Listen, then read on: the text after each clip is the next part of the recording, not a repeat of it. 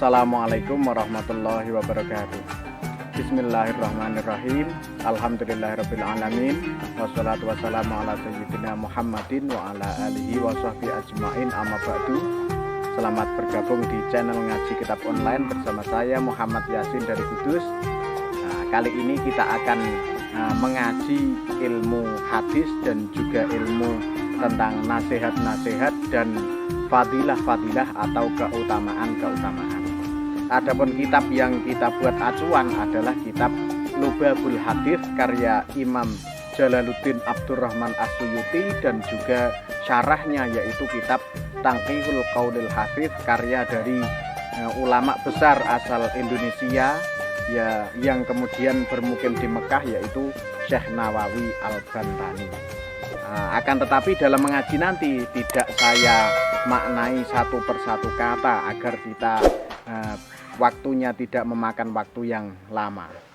Dan kita mulai langsung dari bab pertama, Muqaddimah tidak perlu kami baca, hanya sekedar saya sampaikan intinya bahwa di dalam kitab Lubabul Hadis ini memuat ada 400 hadis. Ada 40 bab dan setiap babnya itu ada 10 hadis sehingga jumlahnya ada 400 hadis. Namun dalam penyebutannya nanti itu sanad-sanad hadis memang di sini tidak dituliskan agar kitabnya lebih ringkas. Akan tetapi di dalam muqaddimahnya sudah disampaikan bahwa kitab ini adalah kumpulan hadis-hadis yang sanadnya sahih. Di sini disebutkan fa inni aradtu an ajma'a kitaban lil ahbarin nabawiyah wal atharil marwiyati bi isnadin sahihin wathiqin. Bahwa kitab ini musannaf mengumpulkan dalam kitab ini hadis-hadis kenabian dan juga asar-asar dan yang diriwayatkan dari Kanjeng Nabi. Dawuhnya sahabat yang diriwayatkan isi tentang hadis-hadis Rasulullah dengan sanad yang sahih dan terpercaya. Fahadzaftul asanida wa ja'altuhu arba'ina baban. Akan tetapi di sini musannaf membuang sanad-sanadnya, tidak menulis sanad-sanadnya agar kitab ini menjadi lebih ringkas, sehingga lebih enak untuk dipelajari. Langsung saja kita masuk ke bab yang pertama. Al-babul awalu fi fadilatil ilmi wal ulama'i. Bab pertama menjelaskan keutamaan ilmu dan para ulama. Qala Nabi sallallahu alaihi wasallam li Ibnu Mas'udin radhiyallahu anhu. Nabi Muhammad sallallahu alaihi wasallam bersabda kepada sahabat Ibnu Mas'ud radhiyallahu anhu. Ya Ibnu Mas'udin, julu suka sa'atan fi majlisil ilmi la tamassu qalaman wala taktubu harfan khairun laka min itqi alfi raqabatin. Wahai Ibnu Mas'ud, dudukmu 1 jam di dalam majelis ilmu, dan dalam satu lafaz riwayat lain fi halakotil ilmu, dalam halakoh fi halakotil alimi, dalam halakoh atau majelisnya orang alim, dengan tidak membawa pulpen dan dengan tidak menulis satu huruf pun, itu lebih baik bagimu daripada memerdekakan 1000 budak. Jadi betapa agungnya orang mengikuti majelis ilmu, lebih baik daripada memerdekakan 1000 budak. Wa nadharuka ila wajhil alimi khairun laka min alfi farasin tasaddaqta biha fi sabilillahi. Di dalam syarahnya ai fi jihadil kuffari li'ila'i dinillahi ta'ala. Dan kamu melihat wajahnya orang alim itu lebih bagus bagimu daripada 1000 kuda yang kamu sedekahkan di jalan Allah.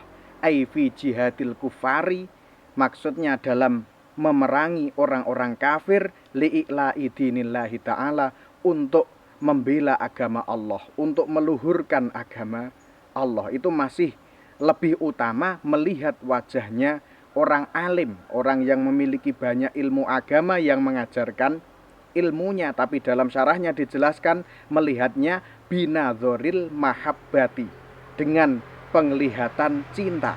Jadi melihat wajahnya orang alim dengan penglihatan cinta, dengan rasa cinta, itu sangat mulia sekali.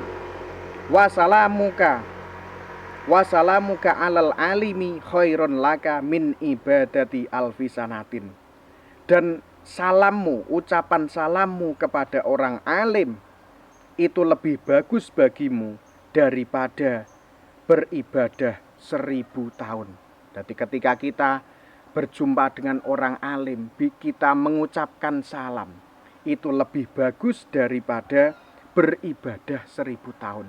Betapa pentingnya kita mendekat kepada ulama, kita mengaji kepada ulama, kita belajar pada ulama. Itu adalah anjuran di dalam Islam. Kita sebagai umat Islam tidak boleh jauh-jauh dari ulama, harus selalu mendekat kepada ulama, meminta bimbingan dan arahan serta nasihat dari para ulama. Dan di dalam syarahnya yaitu Tangkihul Qaul ada dawuh dari sahabat Umar, riwayat dari sahabat Umar bin Khattab. Beliau berdawuh, sami'tu Rasulullah sallallahu alaihi wasallam yaqulu. Beliau mendengar Rasulullah bersabda, man masya ila halaqati alimin kana lahu bi kulli khatwatin mi'atu hasanatin. Barang siapa yang berjalan ke majelisnya orang alim, maka baginya setiap langkah mendapatkan 100 kebaikan. Fa idza jalasa indahu wastama'a ma yaqulu kana lahu bi kulli kalimatin hasanatun. Dan jika dia duduk di dekat orang alim dan mendengarkan apa yang didawuhkan, apa yang disampaikan orang alim, maka setiap kalimah atau setiap satu kata dia mendapatkan satu kebaikan. Ini adalah hadis yang disebutkan di dalam kitab Riyadhus Shalihin. Wa qala sallallahu alaihi wasallam, faqihun wahidun mutawarri'un asyaddu ala syaitani min alfi abidin mujtahidin jahilin wari'in. Dan satu orang yang faqih, yang memahami syariat Islam, ai alimin bi ilmi syariati, orang yang mengetahui dengan ilmu syariat, satu saja yang mutawariin, yang menjaga diri dari hal-hal yang diharamkan. Jadi orang ahli fikih yang menjaga diri dari hal-hal yang diharamkan itu lebih berat bagi setan. Jadi lebih sulit digoda setan, lebih ditakuti setan daripada 1000 orang yang ahli ibadah, orang yang ibadahnya sungguh-sungguh, tapi dia tidak memiliki ilmu, dia jahilin, dia tidak paham tentang ilmu syariat, walaupun dia itu wariin, dia menjaga dari hal-hal yang diharamkan. Jadi satu orang ahli fikih yang menjaga diri dari hal-hal yang diharamkan itu lebih ditakuti setan, lebih berat bagi setan daripada 1000 ahli ibadah yang sungguh-sungguh, tapi dia bodoh, maksudnya tidak berilmu, walaupun dia menjaga diri dari hal-hal yang diharamkan.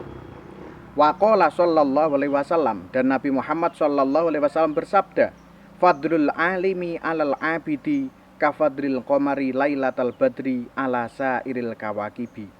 Keutamaan orang yang berilmu, tapi ayil amili bi ilmihi, orang berilmu yang mengamalkan ilmunya, dibanding orang yang ahli ibadah, itu seperti keutamaan bulan di malam purnama dibanding bintang-bintang yang lain.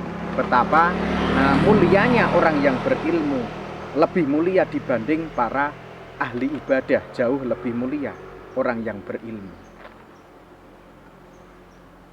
Wa qala sallallahu alaihi wasallam, dan Nabi Muhammad sallallahu alaihi wasallam bersabda, manin taqala liyata'allama ilman ghufira lahu qabla ayyahtua.